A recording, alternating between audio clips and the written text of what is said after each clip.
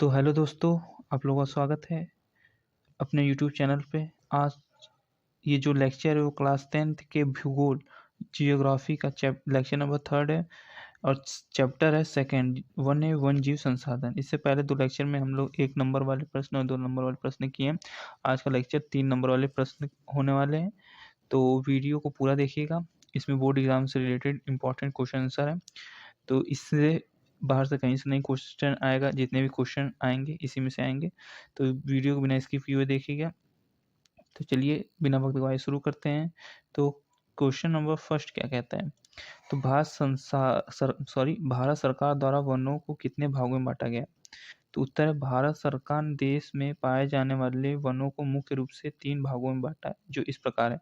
पहला, रक्षित वन। इन वनों को नष्ट होने से बचाने के लिए सरकार द्वारा सुरक्षा प्रदान की जाती है। जो रक्षित वन होती हैं उसे सरकार सुरक्षा प्रदान करती है कि वो खत्म ना हो जाए। तो देश के कुल वन क्षेत्र है उसका 1/3 है, मतलब 3 भाग है देश में वन, तो उसका 1/3 मतलब 1 भाग है जो वो रक्षित वन है, रक्षित वनों के अंतर्गत आता है।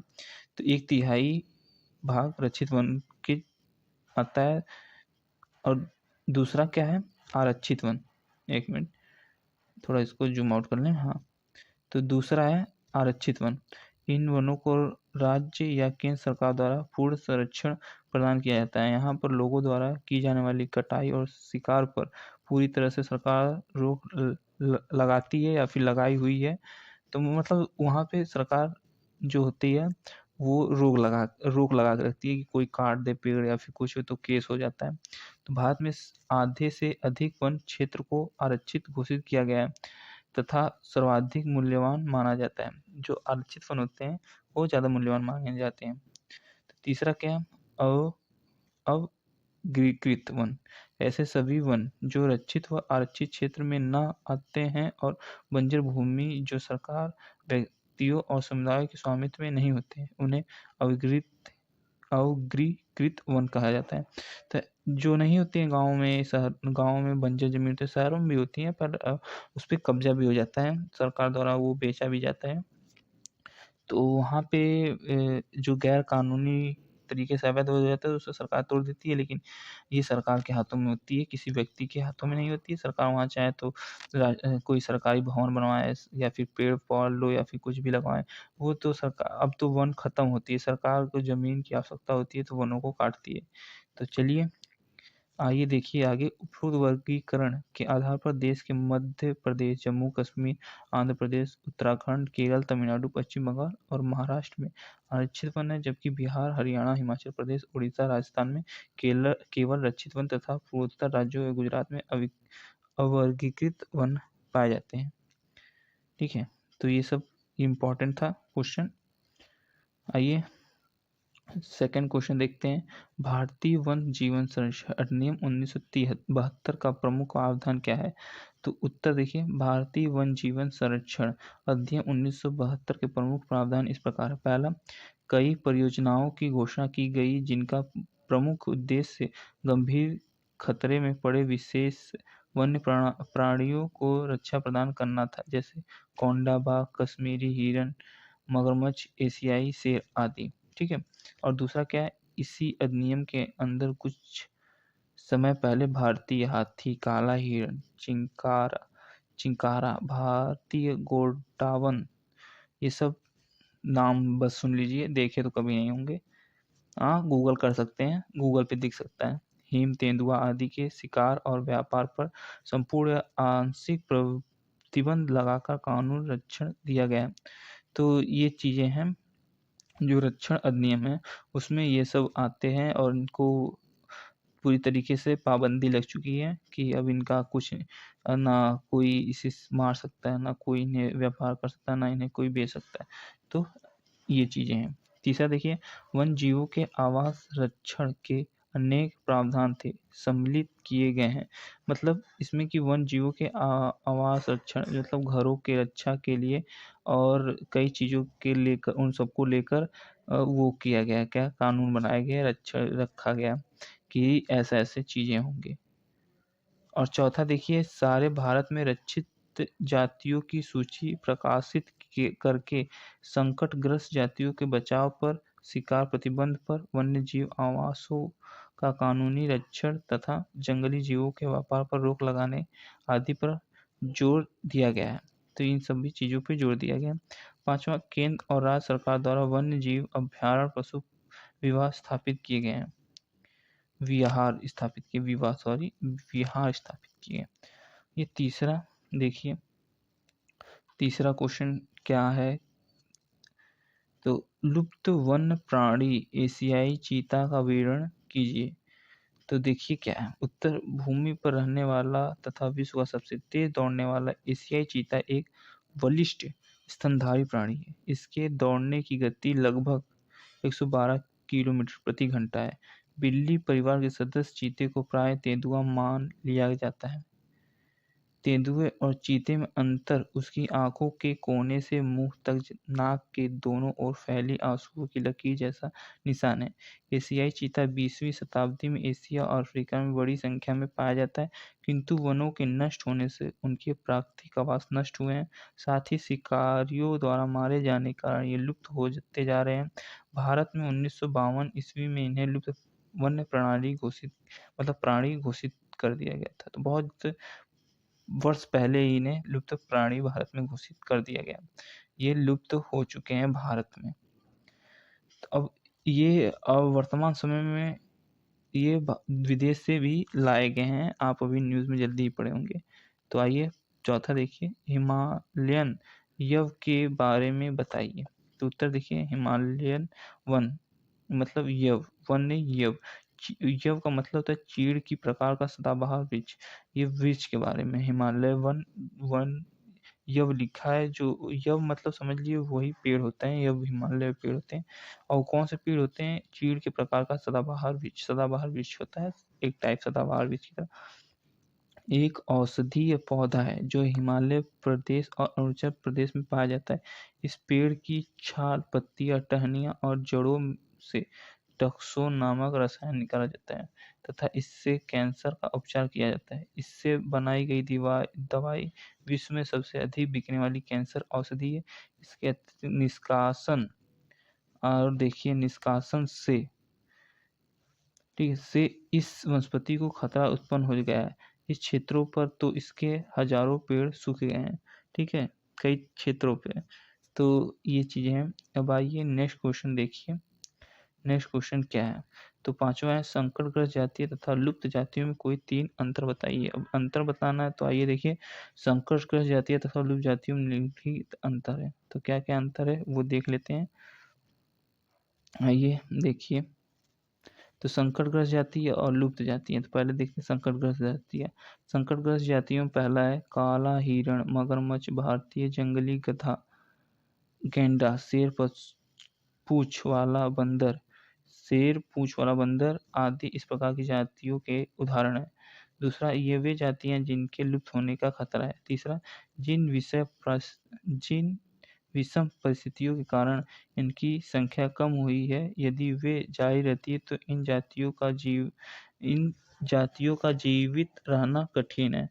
तो आइए लुप्त जातियों देखते हैं। पहला, ऐसी उपजातियों में एशियाई चीता, गुलाबी सिर वाली बत्तख शामिल है। दूसरा देखिए, ये वे जातियां हैं जो इनके रहने के आवासों में खोजे जाने पर ये अनुपस्थित पाई गई हैं। तीसरा, ये उपजातियां स्थानीय क्षेत्र, प्रदेश, देश, महाद्वीप या पूरी पृथ्वी से ही लुप्त हो गई हैं। मतलब ये नहीं पाई जाती हैं, किसी और देश में भी नहीं पाई जाती हैं। दूसरा मतलब नेक्स्ट क्वेश्चन है, आरक्षित और रक्षित वनों में अंतर बताइए। तो उत्तर है, आरक्षित और रक्षित वनों में निम्नलिखित अंतर है। तो कौन कौन से अंतर है वो देखिए। तो पहला, ये रक्षित वन के बारे में जान लेते हैं। पहला, ये वह वन है जहाँ जो बिहार, पंजाब, हरियाणा, हिमाचल प्रदेश, राजस्थान और उड़ीसा में पाए जाते हैं। दूसरा, इन वनों की भूमि को और निम्नीकरण होने से रोका गया है और अधिक नष्ट होने से बचाने के लिए इनकी सुरक्षा की जाती है। तीसरा देखिए, तीसरा क्या है, और आरक्षित वन भी देख लीजिए। पहला, ये जम्मू कश्मीर, आंध्र प्रदेश, उत्तराखंड, केरल, तमिलनाडु, पश्चिम बंगाल और महाराष्ट्र में पाए जाते हैं। दूसरा, आरक्षित वन अधिक मूल्यवान समझे जाते हैं, क्योंकि अधिकतर वन और वन्य प्राणियों का संरक्षण इनसे संबंधित होता है। ठीक है, आरक्षित वनों से ही। और ये लास्ट देख लीजिए, रक्षित वन और आरक्षित वन। रक्षित वन, कुल वन क्षेत्र का 1/3 भाग रक्षित वन घोषित कर दिया गया है। और आरक्षित वन का लास्ट देख लिए, कुल वन क्षेत्र का आधा भाग आरक्षित वनों के लिए निर्धारित कर दिया गया है। ठीक है, और थोड़ा बैकग्राउंड नॉइज हो रहा था, इसलिए वीडियो पॉज कर दिया था। तो चलिए नेक्स्ट क्वेश्चन पे चलते हैं, और नेक्स्ट क्वेश्चन आपके एनसीईआरटी बुक में मिल जाएगा। तो ये समझ लिए एनसीईआरटी क्वेश्चन है। नेक्स्ट क्वेश्चन 7वां क्वेश्चन है। तो इसमें जो प्रश्न मिलेंगे उसका 30 शब्दों में उत्तर देना है। 30 शब्द से कम नहीं, 30 से ज़्यादा हो जाए तो चलेगा, 30 से कम नहीं होना चाहिए। तो चलिए क्वेश्चन नंबर फर्स्ट है, आपके एनसीईआरटी में मिल जाएगा। जैव विविधता जो होती है वो क्या है, ये मानव जीवन के लिए क्यों महत्वपूर्ण है। और ये क्वेश्चन इस तरीके से भी बन सकता है कि जैव विविधता क्या है, मानव जीवन में इसकी महत्वता का वर्णन कीजिए। तो ये चीज़ें दोनों एक तरीके से क्वेश्चन बन सकता है, तो इसका आंसर भी आप ऐसे दे सकते हैं। आइए देखिए कैसे। तो उत्तर है, जैव विविधता में वनस्पति तथा वन्य जीव एवं मनुष्यों में अनेक प्रकार के पेड़ पौधे, जीव जंतु तथा मानव की अनेक जातियाँ उपजातियाँ पाई जाती हैं। इसी को जैव विविधता कहते हैं। तो जैव विविधता क्या है, ये आप यहाँ से समझ सकते हैं, पढ़ सकते हैं, जान सकते हैं। और आगे देखिए, मनुष्य को जैव विविधता के कारण आवश्यकता की अनेक वस्तुएं प्राप्त होती हैं, जिससे पृथ्वी पर उसका जीवन संभव होता है। ऐसे में जैव विविधता मनुष्य के लिए अत्यंत महत्वपूर्ण है। तो जैव विविधता मानव के लिए अत्यंत महत्वपूर्ण है, जिससे कि वो इस धरती पे ये अपना जीवन यापन करता है।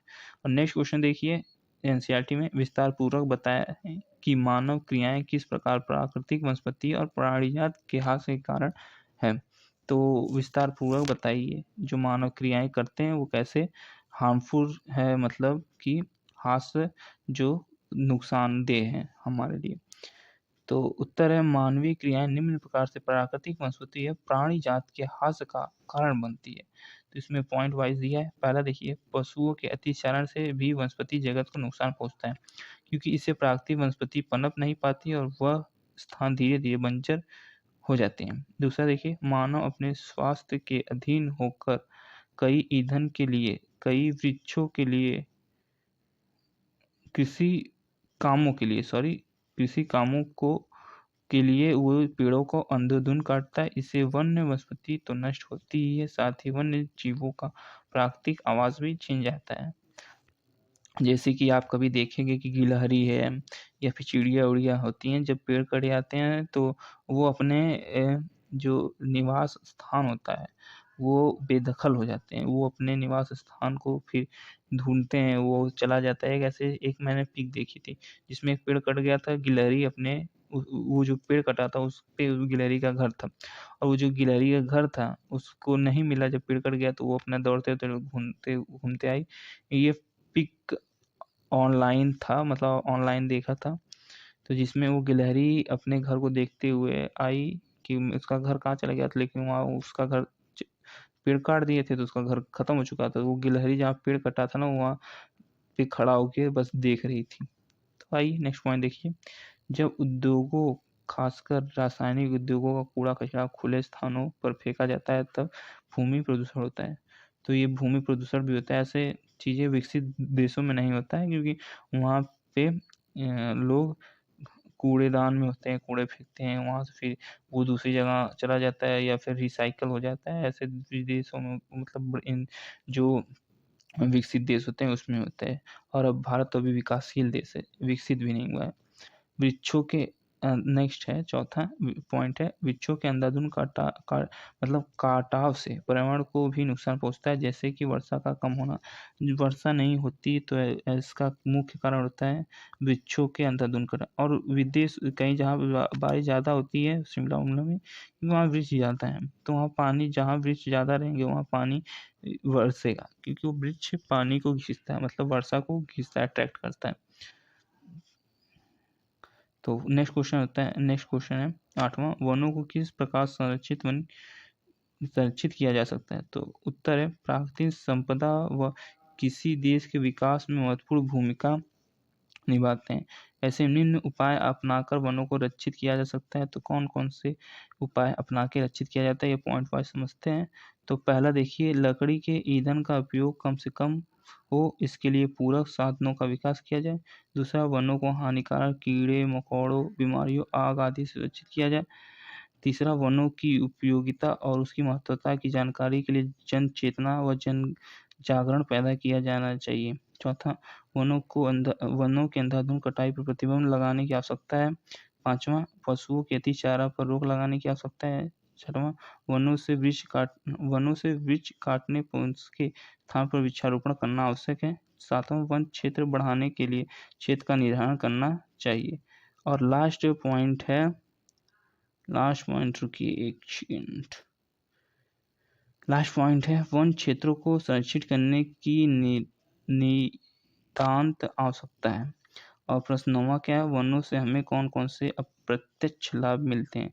तो आइए देखते हैं उत्तर वाइज, इसमें भी पॉइंट वाइज रहेगा। तो उत्तर है, वनों से होने वाले अप्रत्यक्ष लाभ इस प्रकार। तो पहला देखिए, वन बाढ़ की रोकथाम में सहायता करते हैं। वृक्षों की जड़ें मजबूत मिट्टी के कटाव को रोकती है और रोकने में सहायक रोकती है समझ लीजिए। दूसरा है, वह मनोहारी और आकर्षक क्षेत्र है जो पर्यटकों के आकर्षण क्षेत्र में बन जाते हैं। तीसरा, वन जलवायु को मृदुल बनाते हैं। वन गर्मियों और सर्दियों की तीव्रता को कम करने में भी सहायक होते हैं। अब नेक्स्ट पॉइंट क्या है, चौथा, वायुमंडल की नमी को आकर्षित कर वन वर्षा कराने में भी सहायक होते हैं।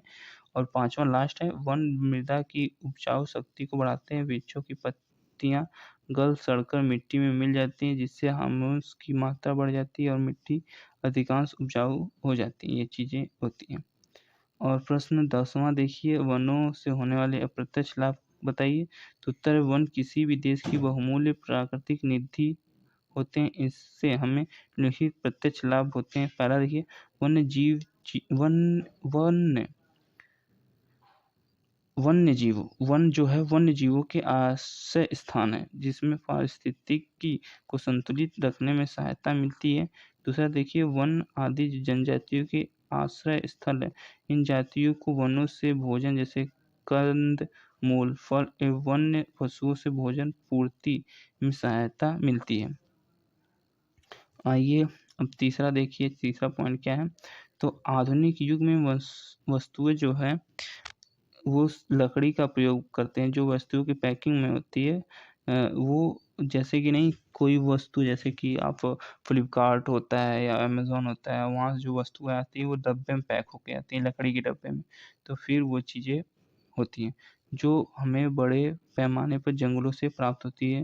जो लकड़ियों से जो पैकिंग होती है वो वनों से ही मिलती है, और वो पेड़ों से मिलती है। वो पेड़ कहाँ से आते हैं, जंगलों से आते हैं। तो जंगलों में पेड़ काटे जाते हैं। और चौथा देखिए पॉइंट क्या है, वनों से हमें पर्याप्त मात्रा में लकड़ी प्राप्त होती है। जो वन होते हैं उसमें हमें जो लकड़ी मिलती है वो पर्याप्त मात्रा में मिलती है। लकड़ी का उपयोग ईंधन के रूप में भी किया जाता है, फर्नीचर बनाने और कोयला बनाने के भी किया जाता है। पांचवा देखिए लास्ट पॉइंट, वनों से उद्योगों के लिए कच्चा माल प्राप्त होता है। कागज, लुगदी, दियासलाई, रेशम, समूर आदि के लिए कच्चा माल वनों से मिलता है। ये चीज़ें थी। अब आइए नेक्स्ट क्वेश्चन 11th यानी 11वां देख लेते हैं। पारितंत्र के संरक्षण के उपाय बताइए। तो उत्तर है, पारितंत्र के संरक्षण के निम्नलिखित उपाय हैं। पहला देखिए, वन वृक्षों की बड़े पैमाने पर कटाई को संतुलित करने के लिए उसी अनुपात में वृक्षारोपण किया जाए। दूसरा, पुनः चक्रीय पुनः सुधार तथा अच्छे प्रयत्नों को प्रोत्साहित दिया जाए, जिससे वन और वन्य प्राणियों पर भार कम हो सकता है। तीसरा देखिए, प्रदूषण रहित तथा पर्यावरण हितैषी कार्य किए जाए, जैसे प्लास्टिक के थैले के स्थान पर जूट या कपड़े के थैले का उपयोग किया जाना चाहिए। मतलब कि ये भी सही है एक तरीके से कि जहाँ पे हम लोग प्लास्टिक का थैला यूज़ करते हैं, तो जो प्लास्टिक की पॉलिथीन होती है, थैली होती है, वहाँ पे हम लोग कपड़े और या फिर जूट के जो थैले बनते हैं उसका उपयोग करते हैं। आप एक कपड़े का थैला बनवा लीजिए, उसमें आप सामान रख सकते हैं। ऐसा नहीं कि आपको हर जगह थैला मांगने की ज़रूरत है, एक थैला रख लीजिए। बाइक तो होती है सब बाइक से चलते ही हैं वहाँ थैला रख लीजिए, आप जो भी सामान रखते हैं अपने थैले में रख लीजिए कपड़े का। और जो जूट वाला होता है वो लगभग अब सभी दुकानों पे मिलता है ज़्यादातर। तो आइए चौथा पॉइंट देख लेते हैं। जनसंख्या नियंत्रण पारतंत्र के शरण के लिए बड़ी जनसंख्या सर्वाधिक जिम्मेदार है। तो ये चीज़ देखिए थोड़ा घुमा फिरा दिया, जो काफ़ी उससे एनसीईआरटी से आप चाहेंगे तो कुछ नहीं उतना पढ़ सकते हैं और समझने की बहुत ज़रूरत है। एनसीईआरटी सॉर्टेड घुमा देता है सब कुछ। तो जनसंख्या नियंत्रण करने चाहिए, जिसमें कि ये बड़ी जो जनसंख्या नियंत्रण है वो सर्वाधिक बहुत बड़ी जिम्मेदारी है कि आपको जनसंख्या नियंत्रण करना चाहिए। अगर यदि भारत की जनसंख्या नियंत्रण नहीं होगी, क्योंकि इसका क्षेत्रफल बहुत कम है और यहाँ की जनसंख्या बहुत ज़्यादा है, तो लोग खाने के लिए मोहताज हो जाएंगे एक समय। पाँचवां देखिए, जनता में सतत पोषणीय विकास जैसे जैव विविधता के संरक्षण आदि के बारे में जागरूक पैदा करके, ये भी कि सतत पोषण विकास जो होते हैं वो चीज़ें हैं। सतत पोषण विकास का मतलब होता है कि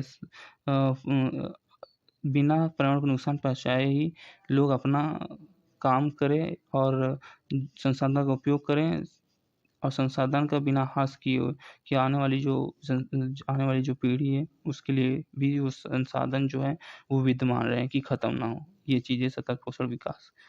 आइए छठवां देखिए, रासायनिक खाद, कीटनाशक और जैवनाशक के उपयोग को कम करें, क्योंकि इससे पशु और वनस्पति आवरण के संतुलन में खतरा उत्पन्न होता है।